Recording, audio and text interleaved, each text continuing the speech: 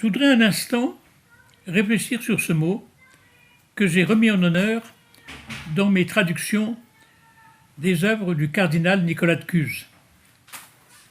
Dans le De Possest, que j'ai publié d'abord, puis dans la Doctinurance, que j'ai publié ensuite, j'ai mis l'accent sur ce Christiformis, mot inventé par le grand cardinal romain, et Christiformitas.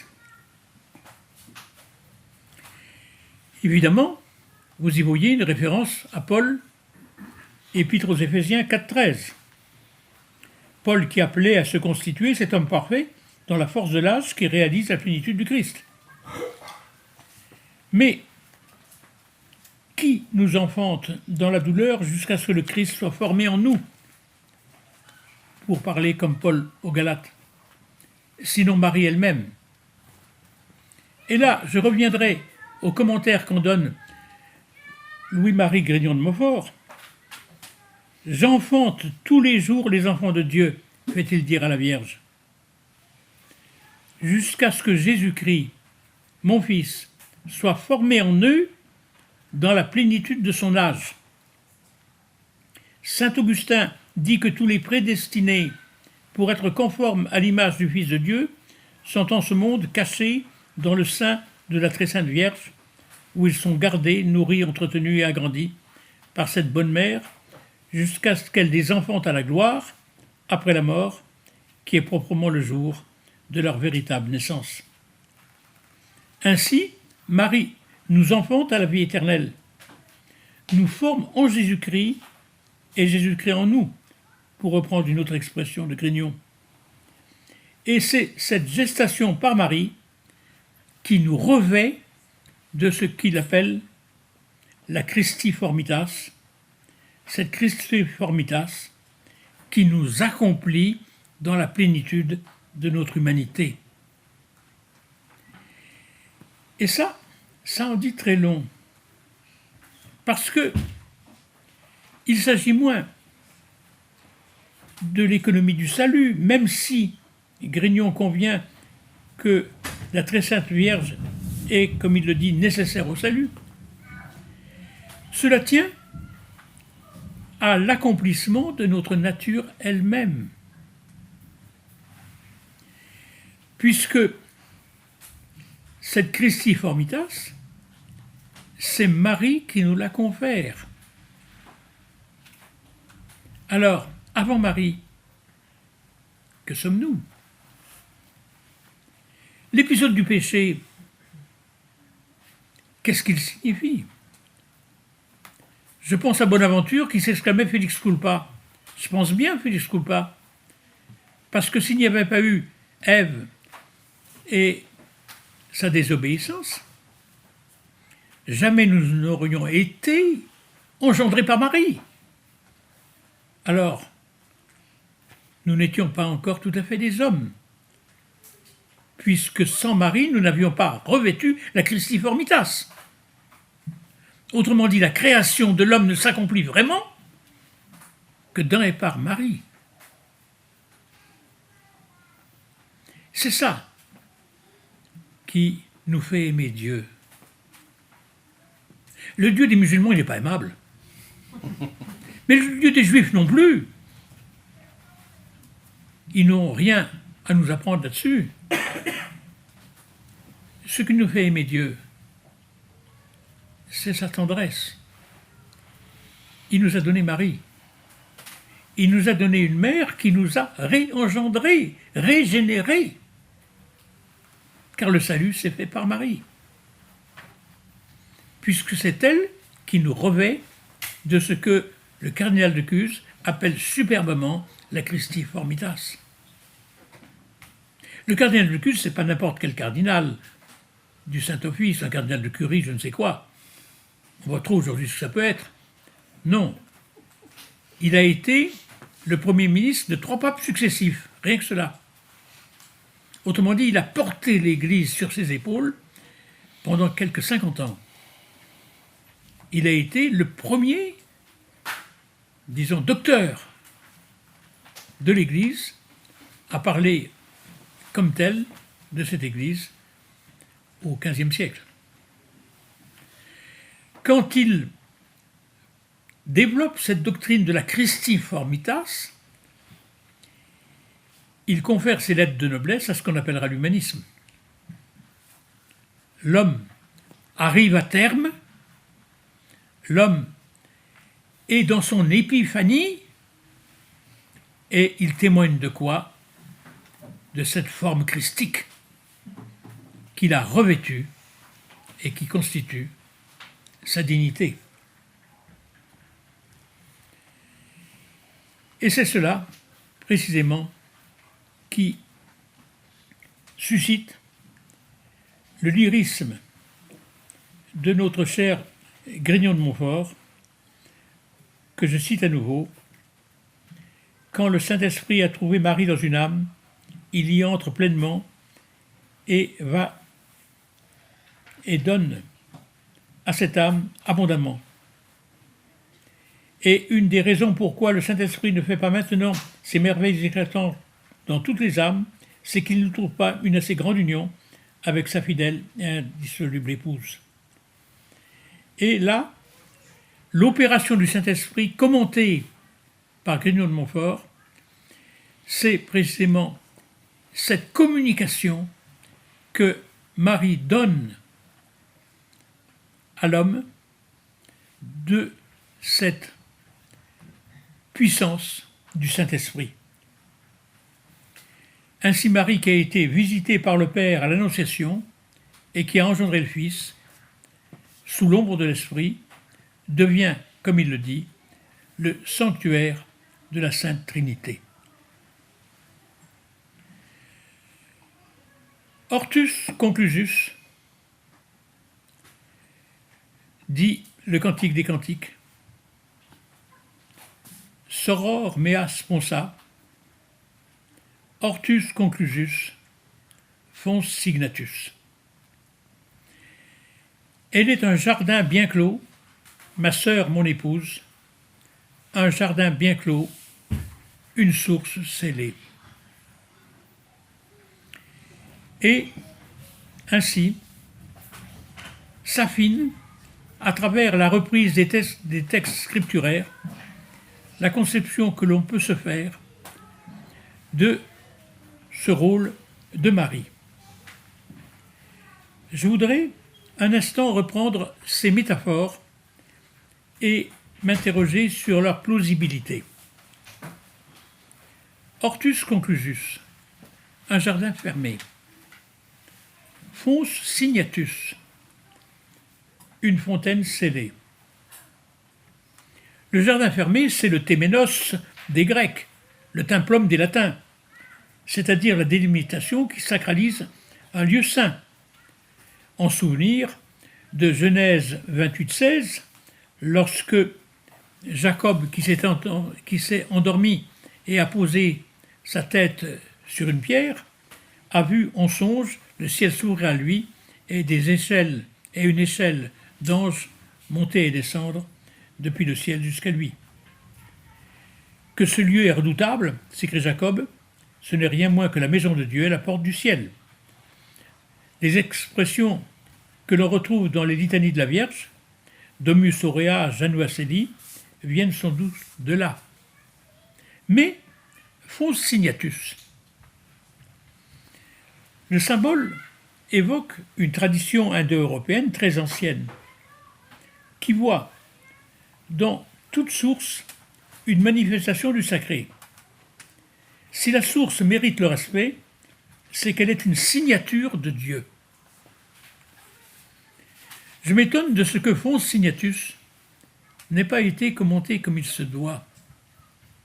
Signatus, signare, avant de signifier la position d'un sceau, c'est d'abord et avant tout, de par ce sceau, l'imposition d'un nom qui signe son ouvrage. Fons Signatus, c'est la fontaine qui constitue en elle-même et par elle-même un signe de celui qui aura voulu la faire sourdre pour nous. une signature de Dieu ou une signature du divin. Dans les mythologies gréco-romaines, les sources sont toutes sacrées. Mais, sans aller si loin, dans mon Ardèche d'origine, dans mon Vivarais, Vivarium, le pays des eaux vives, il n'est de source qui ne soit consacrée à Marie. Il y a toujours une statue de la Vierge au-dessus de la source, quand il n'y a pas un sanctuaire. Je pense à Notre-Dame-des, à un jet de pierre de ma maison natale, où l'on trouve précisément un culte celtique, on ne sait pas trop, remontant au IIe siècle avant Jésus-Christ, un culte païen, qui est, disons, consacré à la source, et par-dessus, au Moyen-Âge, à partir du IIIe siècle environ, un culte marial. Et ayant fait le tour de toutes les sources reconnues comme sacrées dans mon pays, j'ai toujours trouvé en amont du culte marial un culte païen. Ce qui veut dire que depuis toujours, on voit dans l'eau qui sourd à la base d'une montagne une manifestation du sacré. Donc, Fons Signatus, c'est la signature de Dieu. Et si Marie est Fons Signatus, elle est la signature de Dieu par excellence. La question d'une trace laissée par Dieu en son ouvrage est une question qui agite beaucoup les philosophes des XVe, XVIe et XVIIe siècles. Ça devient presque une hantise. Les progrès d'un certain rationalisme, scientifique pour ne pas dire scientiste, a brouillé ce que j'appellerais l'écriture des choses. C'est Pascal qui nous dit « En voyant l'aveuglement et la misère de l'homme, en regardant tout l'univers muet, j'ai recherché si Dieu n'aurait pas laissé quelque part une marque de soi. Une marque laissée par Dieu en son ouvrage. Un sceau, une signature, qui révélerait le Créateur et nous rapporterait à lui. Si, du temps où je fréquentais encore la Bibliothèque nationale, où elle était fréquentable avant son triste déménagement dans des locaux indignes, je faisais la recension des traités des signatures. J'en ai trouvé une bonne cinquantaine, figurez-vous, dans les catalogues de la Nationale, qui datent tous de la même époque, 15e, 16e. Traité des signatures. Des signatures, c'est-à-dire des signatures de Dieu. Dieu signe son œuvre. Crollius, Paracelse, Scaliger, je vous en passe. Et j'ai essayé de replacer ces traités dans le contexte d'une philosophie de l'époque qui, toujours, fait état de l'écriture des choses, quand ce n'est de l'écriture du monde. La nature, c'est un texte, c'est un livre. C'est une écriture de la main même de Dieu. Puis il y a un autre livre qui est écrit aussi par Dieu en quelque sorte, mais en référence à l'homme même, puisque c'est l'histoire. Et que l'histoire, c'est l'histoire humaine. Donc, nous avons deux saintes écritures, hormis la Bible elle-même, qui est d'une part la nature, d'autre part l'histoire. Et voyez ce que nous offre ce merveilleux XVe siècle.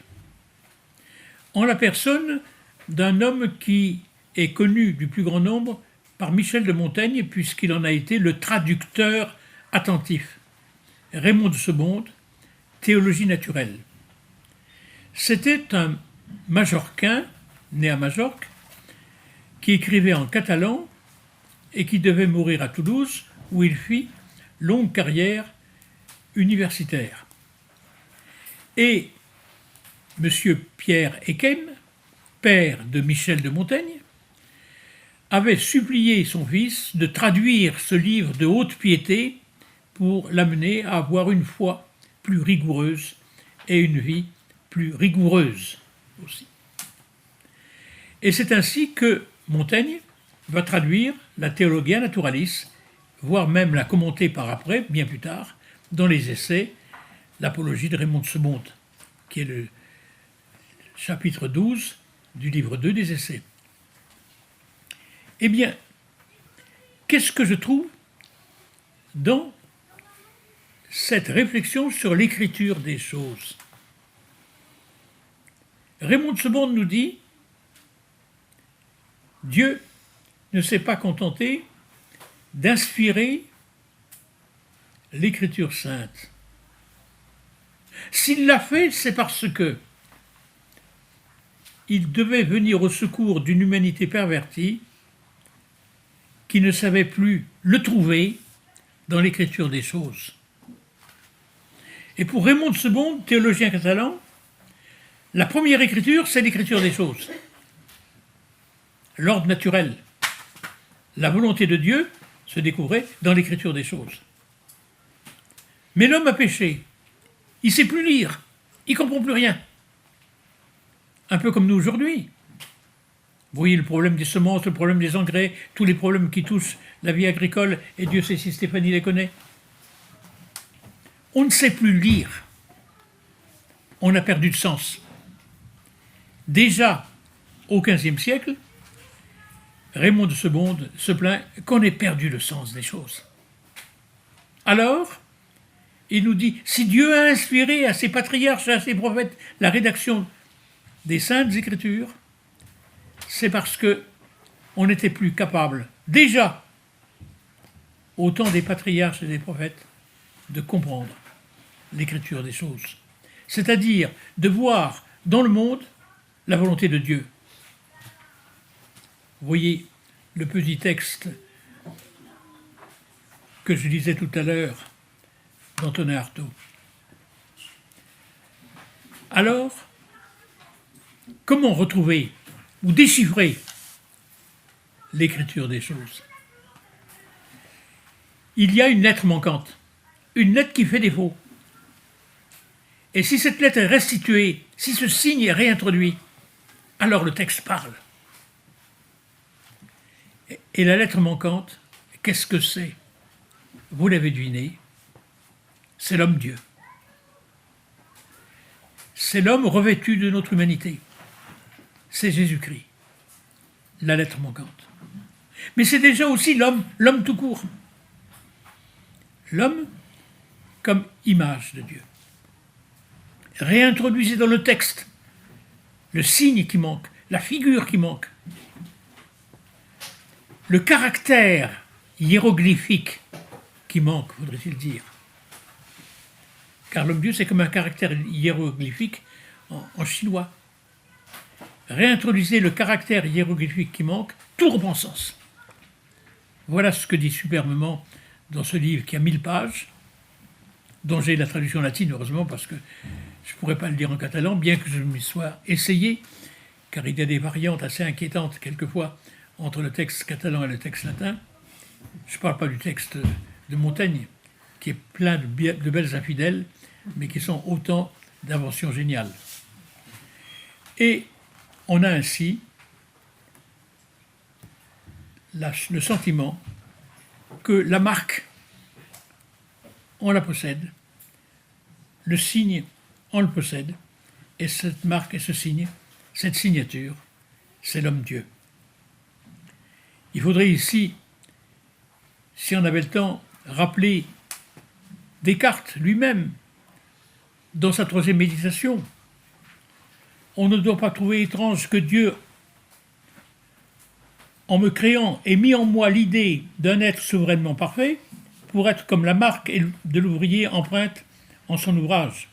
Et il n'est pas nécessaire que cette marque soit quelque chose de différent de ce même ouvrage.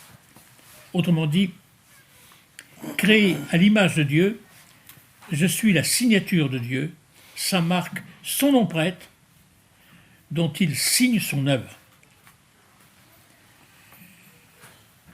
La signature de Dieu. En tant qu'image de Dieu. Qu'est-ce que ça veut dire? Nous avons été créés à l'image de Dieu et, ajoute le texte du premier récit de la création dans la Genèse, comme sa ressemblance. Or, c'est cela que, sans doute, le péché a brouillé, obombré, obscurci, à tel point que on ne sait plus voir dans cette image ce qu'elle signifie au juste. Et c'est parce qu'il en est ainsi qu'il nous a fallu renaître en Marie pour que nous soyons à nouveau et véritablement image de Dieu. Image de Dieu du fait que nous sommes régénérés en Marie et par Marie. Autrement dit, comme je l'indiquais tout à l'heure, la création de l'homme ne s'accomplit véritablement qu'à partir de la génération du Christ en Marie. Pourquoi? Nous sommes à l'image de Dieu. Origène fait remarquer que l'expression prise au pied de la lettre est incompréhensible. Car en effet, si Dieu a une image, à lire Saint Jean, il n'y en a qu'une, c'est le Christ. Seul le Christ est à l'image. Et dans le premier tome du Contre Cels, vous avez de très belles réflexions d'Origène, père de l'Église du IVe siècle, pour nous dire, si on veut s'exprimer correctement, il faut dire que l'homme a été créé à l'image de l'image. C'est-à-dire à l'image du Christ, qui lui-même est l'image de Dieu. Sinon, ça ne marche pas. Dieu n'a pas d'image. Il s'exprime en son Fils, et qui m'a vu a vu le Père, comme il est dit dans Saint Jean. Donc, l'image, c'est le Christ. Et l'homme est fait à l'image de l'image. Alors, quand la Vierge enfante, elle génère le Christ, c'est-à-dire qu'elle restitue à Dieu son image perdue. Son image que nous avions perdue. Que nous avions perdue parce que nous ne pouvions plus la voir, mais que nous avions perdue puisque nous ne pouvions plus l'assumer. En tant que fils d'Adam et Ève, nous ne sommes plus à l'image et ressemblance. Alors pour retrouver la netteté de l'image et être comme à la ressemblance, comme dit le texte, il fallait que Marie passe par là. Donc Marie ne se borne pas à engendrer le Christ et à le mettre au monde, un Dieu fait homme, mais à travers cet engendrement, elle régénère l'humanité tout entière. Elle régénère l'humanité tout entière. Et qu'est-ce qu'elle retrouve? Saint Bernard se demandait, mais en quoi sommes-nous à l'image de Dieu? Et il croyait bon répondre, nous le sommes par notre intelligence, parce qu'elle nous met au-dessus des animaux. Bon, c'est gentil, c'est un peu naïf, c'est enfantin. Descartes veut faire plus malin, il nous dit, oui, si nous sommes à l'image de Dieu, c'est en raison de notre volonté, parce qu'elle est infinie, comme l'est la volonté divine. Alors, cette infinitude ou cette infinité nous constitue à l'image de Dieu. Je dirais qu'ils ont faux l'un et l'autre. Moi, je veux bien l'intelligence, je veux bien la volonté. Mais je dirais que ce qui nous rend à l'image de Dieu, c'est l'amour. Car, d'abord, ce n'est pas un individu qui serait l'archétype et que Dieu aurait créé. Qu'est-ce qu'on nous dit en Genèse 1,27 ? Dieu créa l'homme à son image, à l'image de Dieu, il le créa, homme et femme. Il les créa. Voilà le texte. Quand l'auteur de la Bible veut dire ce qu'est l'image, il la cherche dans le couple. Il la cherche dans le foyer. Il la cherche dans la famille. Car l'homme et la femme sont en puissance d'enfant. C'est cela qui est à l'image. Alors, qu'est-ce qui caractérise ce couple essentiellement ? C'est l'amour. Autrement dit, c'est dans l'amour, par l'amour, que nous sommes à l'image de l'image, à l'image du Christ, à l'image de Dieu. C'est l'amour qui constitue cette ressemblance, comme dit la Bible, car ce n'est que dans ces actes d'amour qu'on pourra trouver des signes de Dieu.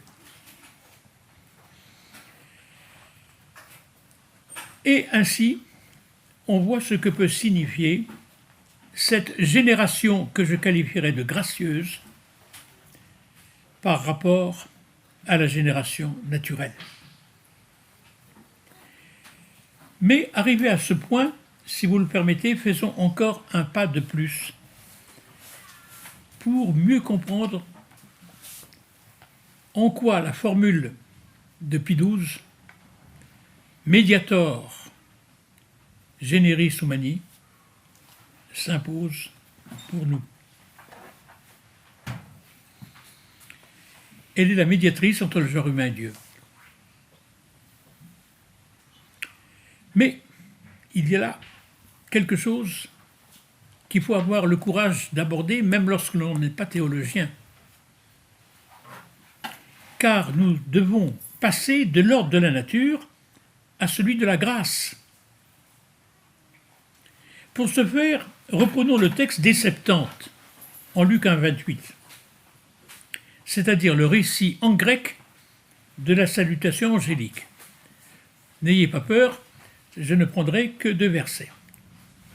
Que dit l'archange ? Kairé, kekaritomene, okurios metassou, mephobou, Mariam, Euresgar Karine Paratoteo. En ces 2 versets, il y a 3 fois le mot grâce. Kairé. Alors, les traducteurs, ils disent salut, bonjour. Qu'est-ce que c'est que ça ? Lorsque le mot est répété, le mot suivant, kekaritomene. Kekaritomene, c'est un verbe conçu sur charis, c'est-à-dire la toute gracieuse, celle qui est pleinement gracieuse. Je préférerais dire la toute gracieuse. Oui. Alors, j'ai envie de traduire, grâce te soit rendue, toi, la toute gracieuse. Et je poursuis, Euresgar Karine Paratoteo, car tu as trouvé grâce auprès de Dieu. C'est ça la salutation angélique. Et c'est ça le début du Je vous salue.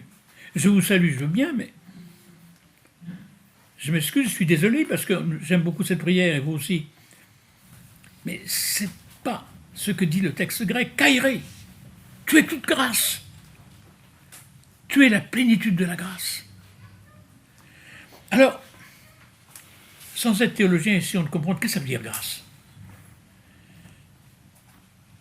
Moi, qui suis un profane, je pense d'abord à La Fontaine. la grâce plus belle encore que la beauté. Il a tout dit. C'est un grand spirituel, La Fontaine. Non seulement un homme d'esprit, mais un homme qui avait un sens religieux très profond. C'est pas parce que il aimait les dames et qu'il était un peu libertin qu'il n'était pas un grand spirituel. Alors, la grâce plus belle encore que la beauté. La beauté, on veut en faire une épiphanie du divin, une manifestation de Dieu. La beauté. Aujourd'hui, ils savent bien ce qu'ils font, les artistes dits contemporains, quand ils bannissent la beauté de leurs ateliers. La beauté, c'était une épiphanie du divin. La grâce plus belle encore que la beauté. C'est une beauté au niveau supérieur. Plus belle que la beauté. Et alors, je dirais que dans le langage, c'est un mot qui se distingue du mot nature et qui s'oppose au mot péché.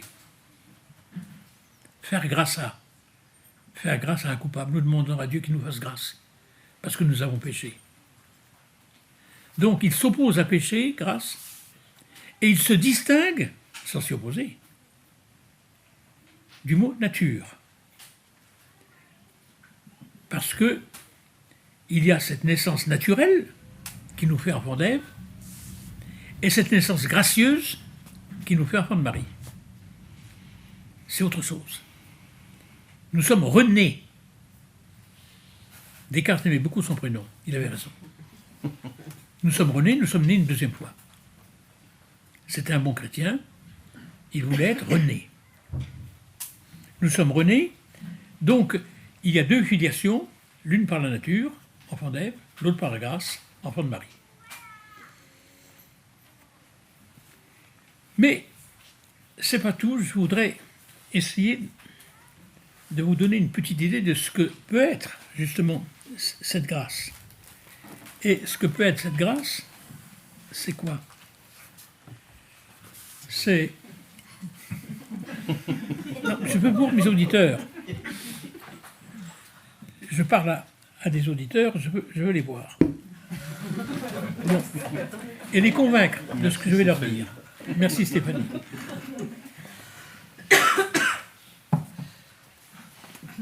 Le discours habituel des philosophes, mais aussi trop souvent des théologiens sur cette question, confond tous les registres.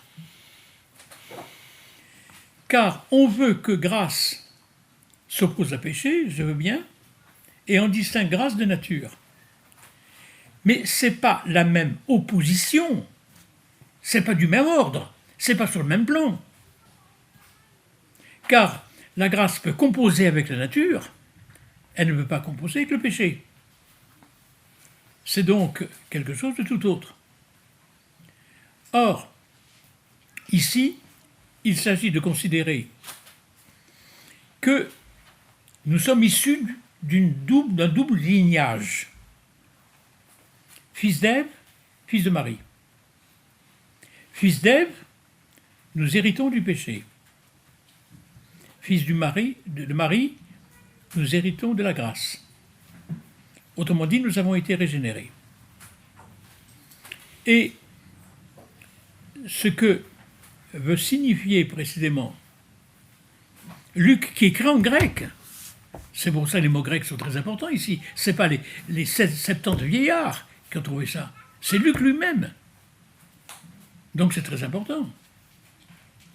Luc, qui écrit en grec, dit kairi kekaritomene, o kurios metasu, eures gar karin paratoteo.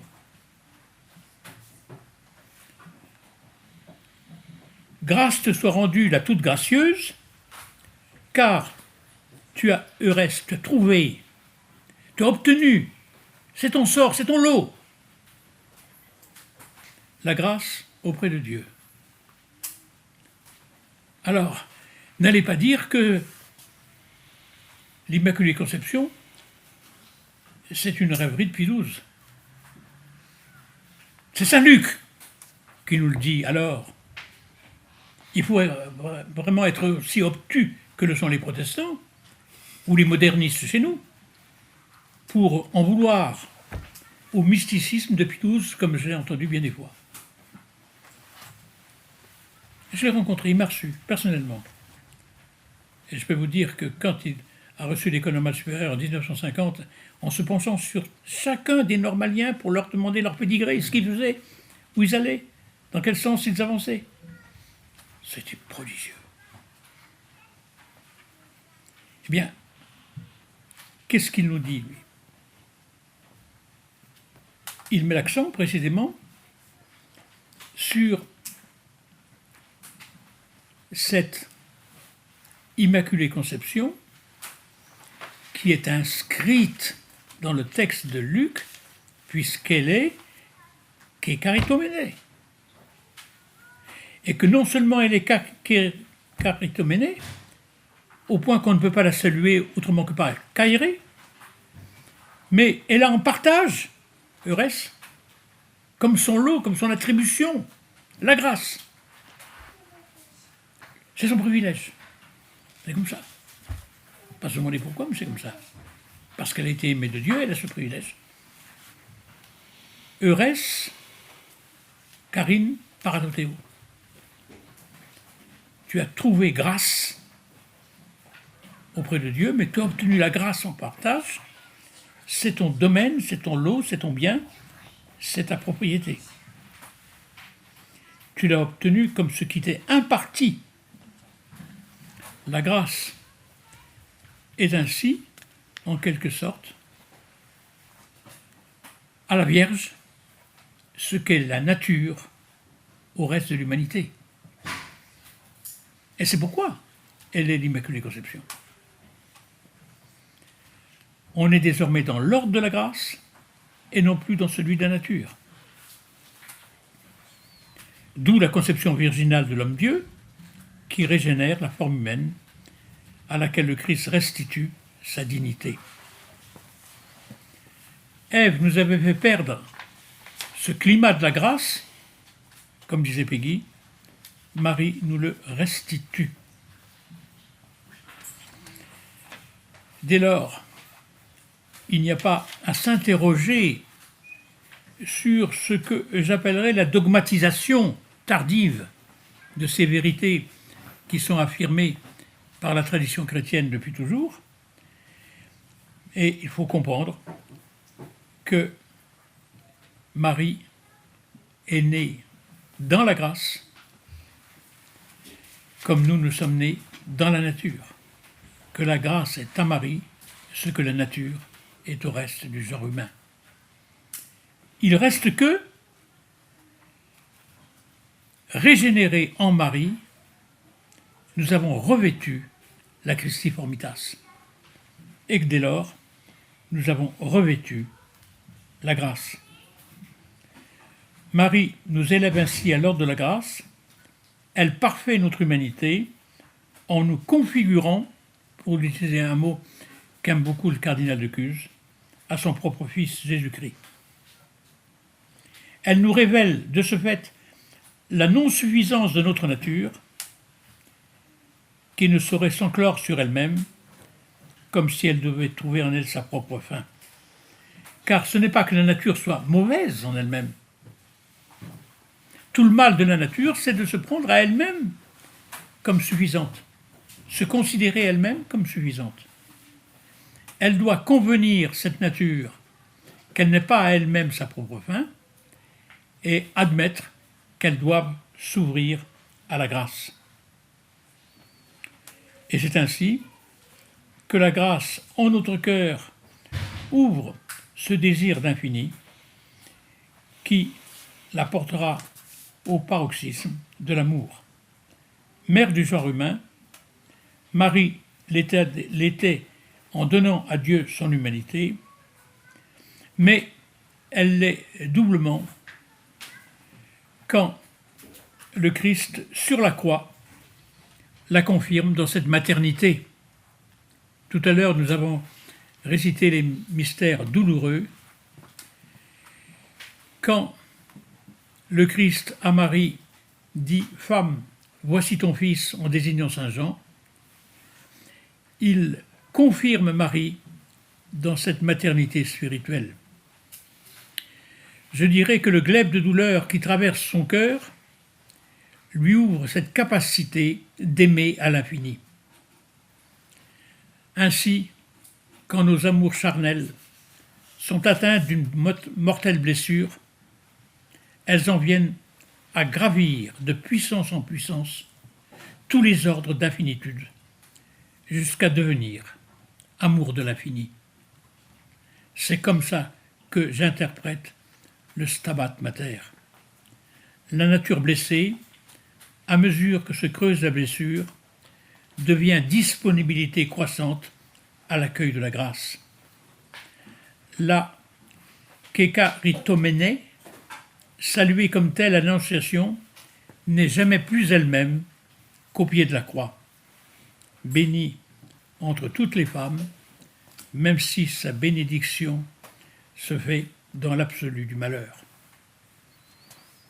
Stabat Mater Dolorosa, juxta crucem lacrimosa, dum pendebat filius, sancta mater istudagas, crucifixi fige plagas, cordimeo valide.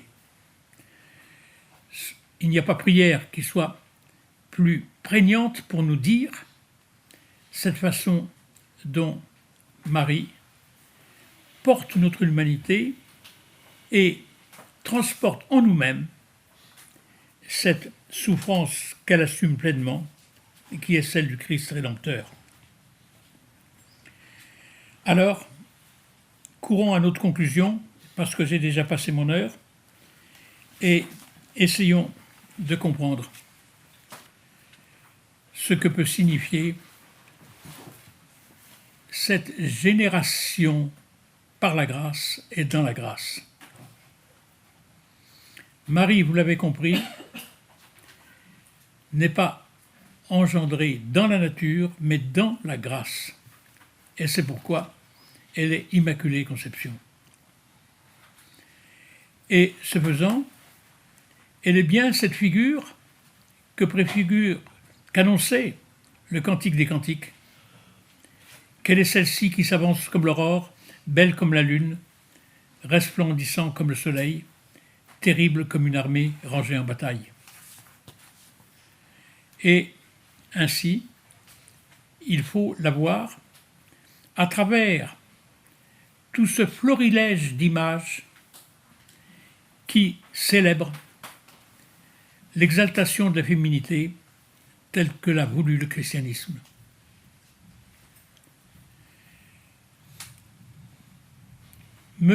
M'inspirant précisément de ce florilège, je conclurai